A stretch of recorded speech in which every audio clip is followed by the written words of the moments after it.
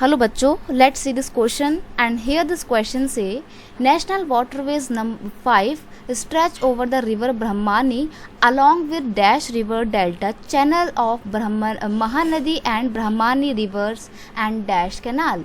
Question आपसे बोल रहा है कि जो नेशनल वाटरवेज बनाया गया है वो रिवर ब्रह्मानी के ऊपर बनाया गया है और उसके साथ में एक और रिवर उसमें आके मिलती है, इन दोनों नदी के बीच में बनाया गया है।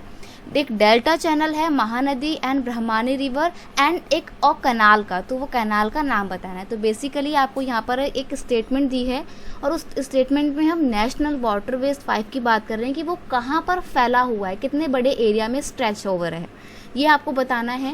क्वेश्चन का यहाँ पर की कॉन्सेप्ट है नेशनल वाटरवेज नंबर 5। तो देखिए यहाँ पे आपका सही और एप्रोप्रिएट आंसर है national waterways number 5 stretches over the river Brahmani along with Matai river. ठीक है, तो ब्रह्मानी रिवर और माताई रिवर इन दोनों के ऊपर स्ट्रेच ओवर है आपका नेशनल वाटरवेज 5।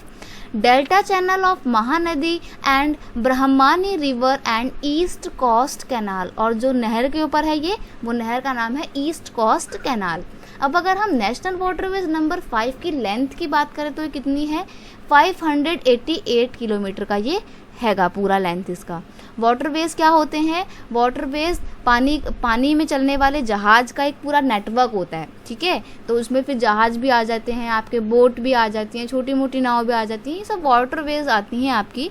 और ये ट्रेड एक्टिविटी में बहुत इंपॉर्टेंट रोल प्ले करती हैं बिकॉज ये ट्रांसपोर्टेशन का सबसे चीपेस्ट मीन्स होता है, सस्ता होता है, टिकाऊ होता है और ट्रेड एक्टिविटी में इसीलिए इसका इस्तेमाल किया जाता है क्योंकि सस्ता ये होता है और हैवी से हैवी मटेरियल भी आप इसके थ्रू ट्रांसपोर्ट कर सकते हो। अब वहीं अगर हम एयर ट्रांसपोर्ट की बात करें तो सबसे ज़्यादा कॉस्टली भी होता है और बल्कि सामान के ट्रांसपोर्टेशन के लिए सूटेबल बिल्कुल भी नहीं होता है।